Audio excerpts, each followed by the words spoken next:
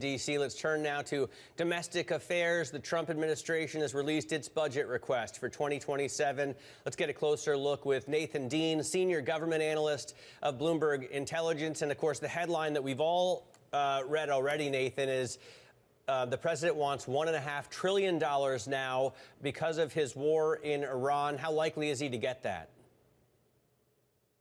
So not very likely. I mean, obviously, we saw this $1.5 trillion ask come out, the largest ask in U.S. history for the national security portion of the government.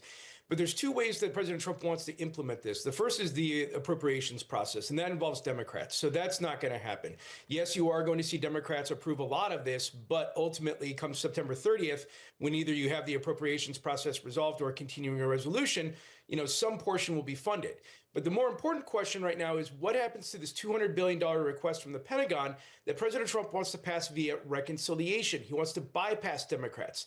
Now, the bulk of that is for anti-missile or counter-drone technology. So think Lockheed Martin, RTX, Northrop Grumman.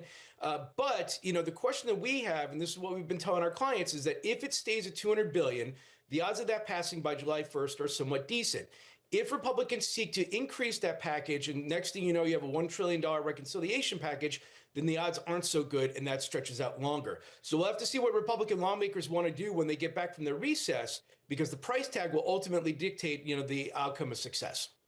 The idea was that we would have lower budget deficits and by the end of his term, or maybe by the end of the decade, a lower national debt. How does the president look like he's faring so far with those goals?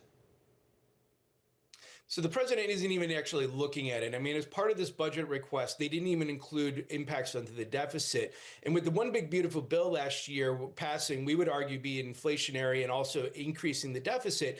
It's not a message that you hear from the president or the White House all that much. Obviously, Democrats are going to be really trying to push on this. They're pushing on affordability ahead of the U.S. midterms.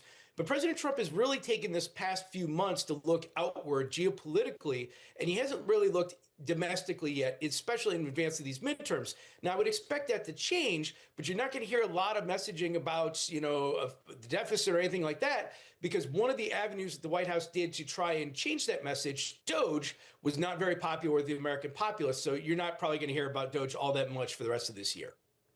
What about, child care? I was at the Economic Club of New York speech where President Trump said there would easily be enough money to pay for child care. He also repeatedly promised to voters that he would support or not hurt Medicare and Medicaid. However, last Thursday, I saw a clip where he said we can't afford child care, Medicare, and Medicaid because of the war. Has he changed his tune on those things? Yeah, so I actually don't think the president has many tools in the toolbox that he can do to change that at this point.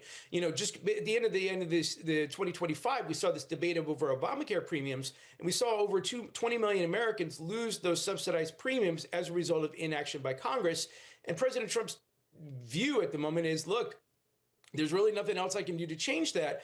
The situation is what it is. So when President Trump is focused on Iran at the moment, he's focused on national security. It means he's not focused on other things at the moment. And when it comes to funding in particular, whether it's another act of Congress or whether it's trying to reallocate funds, his hands are somewhat tied. And so I think President Trump just right now is just focused specifically on what is in front of him, and other things that aren't in front of him, I think he just is going to say, we're going to leave that for another day. All right, Nathan, great to get your take, and always informative to read your newsletter. So look forward to that every week. Nathan Dean of Bloomberg Intelligence. You can